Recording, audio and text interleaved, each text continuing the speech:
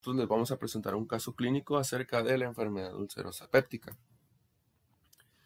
Tenemos un masculino de 55 años que acude al servicio de emergencias. Este refiere de melena, es su principal queja. Específicamente 6 evacuaciones en las 24 horas previas a la consulta. Además, ha tenido hematemesis de color rojo brillante 1 hora previa a la consulta y esta hematemesis es posteriormente acompañada de mareo y debilidad. El paciente refiere que ha tenido dolor epigástrico en el último mes, que este dolor aparece con el estómago vacío y se alivia con la ingesta de comida y o antiácidos. El paciente menciona que padece de lumbalgia crónica, por lo que toma ibuprofeno para aliviar este dolor. Niega acidez estomacal, constipación o pérdida de peso.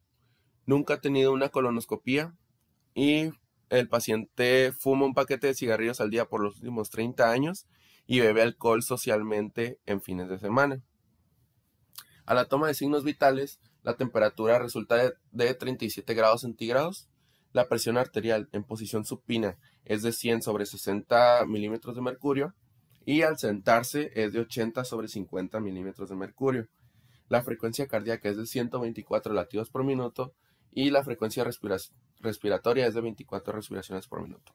Como nuestro paciente tiene melena, entonces esto nos hace pensar principalmente en un sangrado de tubo digestivo alto.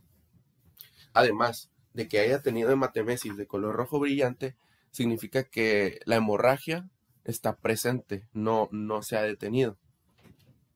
Además, el dolor epigástrico, aparte de referirnos a una ubicación anatómica de dónde está la afectación, el hecho de que aparezca con el estómago vacío y se alivie con comida y antiácidos, esto pues, nos refiere que el dolor está relacionado con la secreción de ácido del estómago.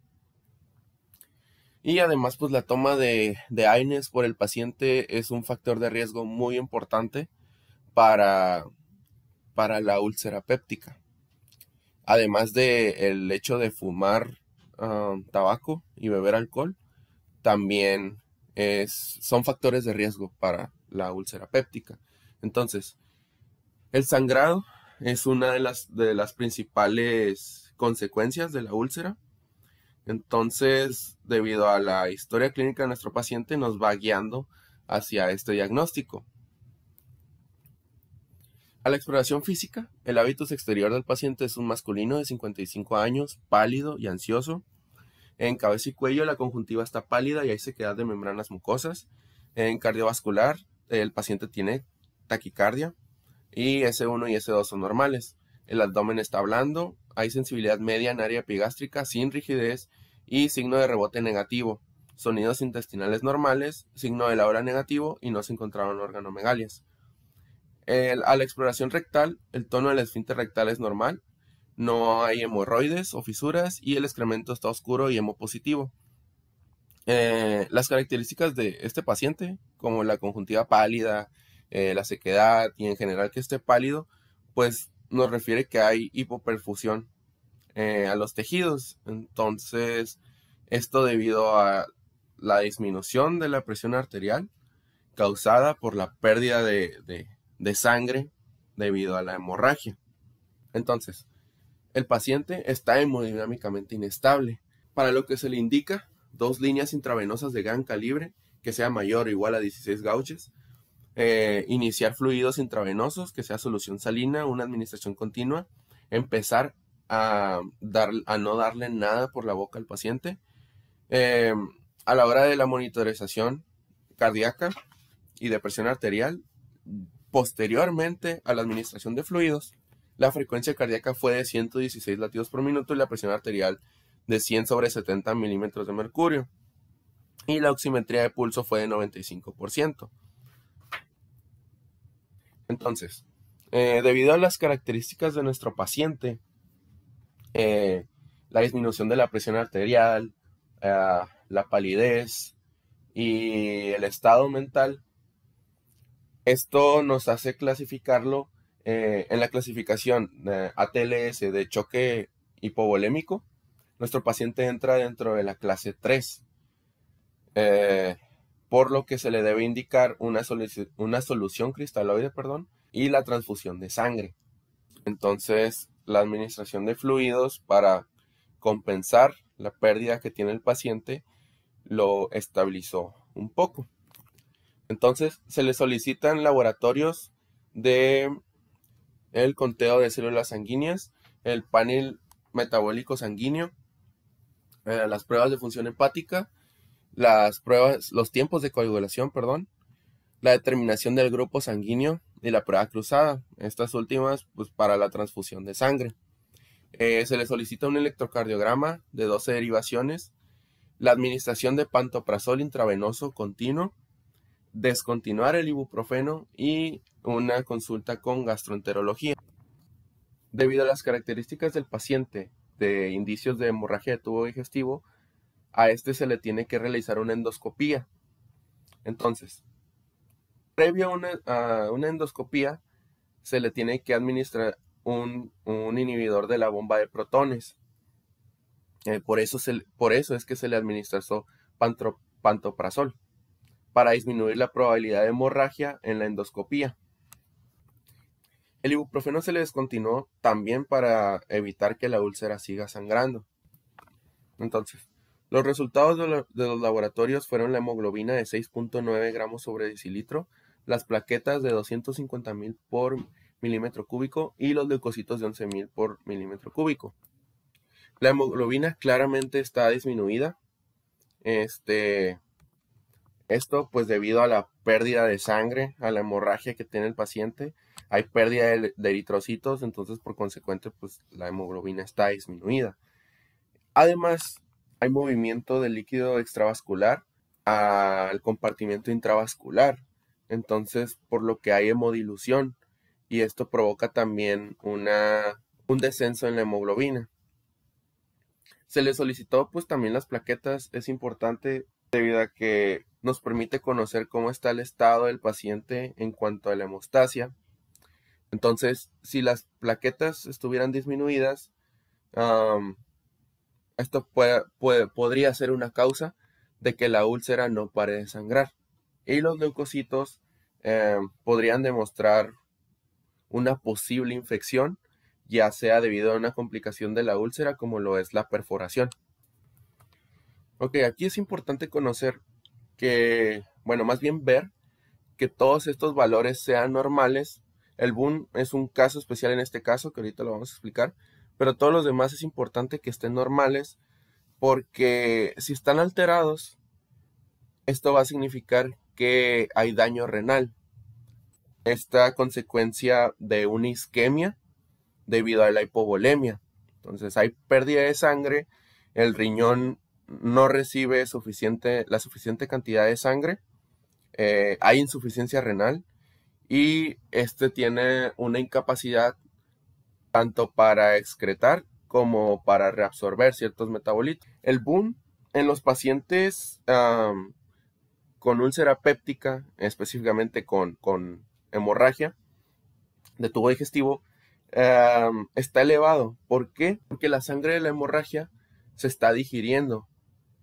Entonces se está degradando a proteínas y las proteínas se digieren, se metabolizan, y pues la urea es el producto final del metabolismo de las proteínas. Entonces, debido a esto, el BUN está elevado, no porque no se esté filtrando en el riñón.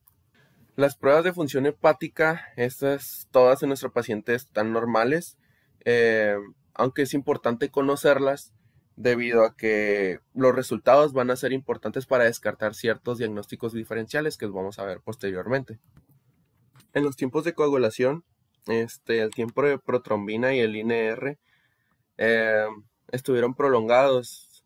Sin embargo, el tiempo de tromboplastina parcial activada estuvo ligeramente acortado. Debido a la administración de fluidos a nuestro paciente, esto puede causar hemodilución. Esta dilución provoca una disminución de los factores coagulantes. Entonces, esto puede ser una explicación de la ligera prolongación de los tiempos de coagulación, que esto posteriormente se regulariza. Sin embargo, Tiempo de tromboplastina parcial activada, desconozco porque esté ligeramente acortado. El electrocardiograma mostró una taquicardia sinusal sin evidencia de isquemia o infarto, y debido a esto al paciente se le ingresó a la unidad de cuidados intensivos. Y aquí se muestra un electrocardiograma de taquicardia sinusal. Posteriormente, el paciente entra a la unidad de cuidados intensivos, en donde las instrucciones fueron seguir la indicación de nada por la boca, el descanso en cama, también medirle el volumen de orina, esto para evaluar la funcionalidad del sistema renal. Se le colocaron medidas de compresión neumática, esto para ayudar a la sangre a fluir y poder llegar a los órganos importantes. Se detuvo la solución salina y se dio lugar a la transfusión de 2 unidades de glóbulos rojos empacados. Estos aumentan la capacidad del transporte de oxígeno en pacientes anémicos. Se administra cuando la hemoglobina es menor que un rango de 7 a 8, y en los adultos estos paquetes cada uno elevan los niveles de hemoglobina en aproximadamente 1 gramo sobre decilitro. También se le administra una unidad de plasma fresco congelado, que contendrá todos los factores estables del sistema de coagulación, albúmina y globulinas. Revisar la hemoglobina y el hematocrito cada 6 horas fue otra indicación. También realizar de nuevo el tiempo de protrombina e INR después de esta transfusión de plasma, así como continuar con la infusión de pantoprazol. Después de las 2 unidades de RBC y la unidad de el plasma fresco congelado, la hemoglobina subió hasta 8.7 gramos sobre decilitros, el tiempo de protrombina bajó hasta 14.5 segundos y el INR bajó a 1.4. También su presión arterial subió hasta 110 sobre 70 milímetros de mercurio. Su frecuencia cardíaca ahora oscila en los 100 latidos por minuto y el paciente refiere sentirse mejor. La endoscopía muestra úlcera con base limpia en la primera parte del duodeno. Se procede a la toma de biopsia y después de 6 horas el paciente tiene una presión arterial de 120 sobre 80 y una frecuencia cardíaca de 90 latidos por minuto, así como una hemoglobina de 8.8 gramos sobre decilitro. Las siguientes indicaciones fueron descontinuar la instrucción de nada por la boca, empezar con dieta blanda y avanzar a dieta regular según el paciente tolere, revisar el hematocrito y hemoglobina cada 12 horas y detener el pantoprazol intravenoso y comenzarlo de forma oral. El paciente ahora tolera la dieta regular. Su presión arterial continúa en 120 sobre 80, sin embargo su frecuencia cardíaca baja otra vez un poquito a 74 latidos por minuto. Si recordamos, este paciente que llegó pues con presión arterial muy baja y llegó con taquicardia, entonces mientras su presión arterial se va nivelando, su frecuencia cardíaca va bajando. ¿Por qué? Pues porque cuando disminuye la presión arterial hay una inhibición del área cardioinhibidora, una activación del área vasomotora que va a dar lugar al aumento de la frecuencia cardíaca y el aumento de la contractilidad cardíaca. Entonces, pues al nivelarse la presión arterial también va a empezar a bajar esa frecuencia cardíaca. Su hemoglobina también subió un poquito más, hasta 8.9 gramos sobre decilitro. La biopsia realizada fue positiva para inflamación, ulceración, sin presencia de células malignas, y fue negativo para Helicobacter pylori. Las últimas indicaciones realizadas fue enviar al paciente a su casa después de guardia nocturna, indicar pantoprazol por un rango de 4 a 8 semanas y volverlo a citar en 2 semanas. Realizarle un análisis de hemoglobina en la cita posterior y como indicación opcional tomar sulfato ferroso continuo. Esto porque pues su último resultado dio un total de 8.9 gramos sobre decilitro de hemoglobina, entonces aún se encuentra baja. El sulfato ferroso es un tipo de antianémico y suplemento alimentario. También se le pide evitar los AINES, el alcohol y el tabaco. En esta línea del tiempo se ilustra a manera de resumen la evolución del paciente desde antes de ingresar al hospital, desde el último mes, hasta su dada de alta de este, con todas las indicaciones que se le fueron dando en el transcurso de su estancia en el hospital. El diagnóstico primario en este paciente fue la hemorragia de tubo digestivo alto debido a úlcera duodenal. Está provocada por el uso de antiinflamatorios no esteroideos. Diagnóstico diferencial. Pues el más frecuente es el de dispepsia no ulcerosa, que es un conjunto de síntomas que se caracterizan por dolor en epigastrio, que no guarda relación con la ingesta y no hay causa orgánica o alteración metabólica que justifique estos síntomas. Este se podría confundir con el diagnóstico del paciente porque para la dispepsia funcional los síntomas se deben presentar en al menos las últimas 4 semanas, que es el tiempo que el paciente lleva con el dolor en epigastrio. Además, entre sus factores de riesgo también está el consumo de tabaco y el uso de AINES, que también son factores de riesgo en algunos de la lista que incluimos también aquí. Por ejemplo, está la enfermedad de Crohn, que es un trastorno inflamatorio crónico que puede afectar a cualquier parte del tracto digestivo. En esta enfermedad, el dolor abdominal tiene características distintas en función de su origen y localización. Y en el caso, pues como escribe aquí, de afectación gástrica o duodenal, el dolor se puede confundir con el de la úlcera péptica. El estudio de sangre en esta enfermedad también presentaría anemia. Todos los que están aquí en esta lista podrían presentar dolor en epigastrio, es por eso que se realiza el diagnóstico diferencial pues con ellos, que puede ser con una endoscopía en algunos. En el caso, por ejemplo, de colecistitis, es pues su diagnóstico se realiza con un ultrasonido.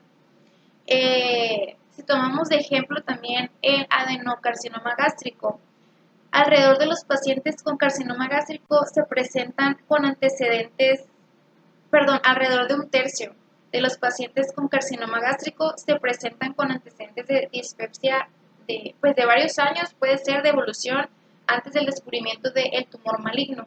Entonces, algunos de ellos reciben sobre todo un tratamiento médico por una úlcera gástrica crónica, porque con esto se puede confundir. Si hablamos un poco de los factores de riesgo de la úlcera péptica, los dos principales, los dos más importantes, sería el uso de AINES, del cual la fisiopatología se va a hablar un poco más adelante, y la infección por Helicobacter pylori, ya que esta bacteria facilita su propia estancia gástrica, induce daño a la mucosa y evita las defensas del hospedador. Un punto menos importante, sería la edad avanzada. El fumar también es un factor de riesgo, ya que el tabaco, además de una mayor incidencia de úlcera péptica, ocasiona recidivas y complicaciones ulcerosas más frecuentes. También una cicatrización de la úlcera más lenta y defectuosa y una mayor mortalidad en ulcerosos. El uso de AINES con otros medicamentos, pues de una forma más importante tendríamos el uso de AINES con los corticosteroides, ya que pues usarlos juntos pues puede aumentar la toxicidad gastrointestinal y obviamente aumenta el sangrado que ambos pueden producir. Igual los AINES con los anticoagulantes pues también aumenta el riesgo de una hemorragia intestinal, también de una hemorragia cerebral. Los demás no son tan común que puedan causar una úlcera péptica. Ciertas enfermedades también, por ejemplo, el gastrinoma. El gastrinoma produce cantidades excesivas de la hormona gastrina, la cual va a estar estimulando la secreción de ácido y enzimas del estómago, ocasionando úlceras pépticas. Otros puntos que ya no son comunes, pues sería enfermedad de Crohn, uso de cocaína, como recordamos más o menos de la cocaína, pues se asocia a una isquemia intestinal y también puede dar lugar a hemorragias gastrointestinales. La radiación de abdomen superior tendría que ser una radiación pues extensa. Una radiación extensa pues sobre el abdomen sí podría causar úlceras crónicas, cicatrización y estrechamiento o perforación intestinal. Las medidas preventivas podría ser pues moderar o suspender el uso de antiinflamatorios no esteroideos, evitar el uso de tabaco, porque como pues ya mencioné, el tabaco también es un factor de riesgo importante. De este lado tenemos un cuadro muy importante que nos podría ayudar a prevenir complicaciones en pacientes. Entonces, pues es muy interesante porque es una guía para el tratamiento con AINES, de acuerdo al tipo de paciente que nosotros tengamos. Por ejemplo, si es un paciente sin riesgo cardiovascular, que tampoco está tomando ácido acetilsalicílico y que no hay ningún riesgo digestivo, podemos dar pues un AN tradicional. Sin embargo, si el paciente, aunque no tenga riesgo cardiovascular, pero sí tiene riesgo digestivo por AN, podemos irnos por un inhibidor de la COX-2 o COX-IB, como dice ahí, o un AIN tradicional más un inhibidor de la bomba de protones o misoprostol, o poder pensar en un posible tratamiento sin AIN. En un paciente con riesgo cardiovascular que quizás esté tomando ácido acetilsalicílico, pero tiene un riesgo digestivo por AIN ausente o reducido, pues podemos dar un AIN tradicional, pero también un inhibidor de la bomba de protones o misoprostol si el riesgo digestivo pues requiere una protección gástrica. También podemos prever la posibilidad de tratamiento sin AIN. Pero un paciente con riesgo cardiovascular más riesgo digestivo, tenemos que agregar un protector gástrico si se prescribe un AIN tradicional. De las úlceras asociadas a los AINES, esto se va a dar principalmente al daño de la barrera que impide el paso del ácido hacia las paredes del estómago. Entonces, esto se va a deber a tanto efectos locales como sistémicos de los AINES.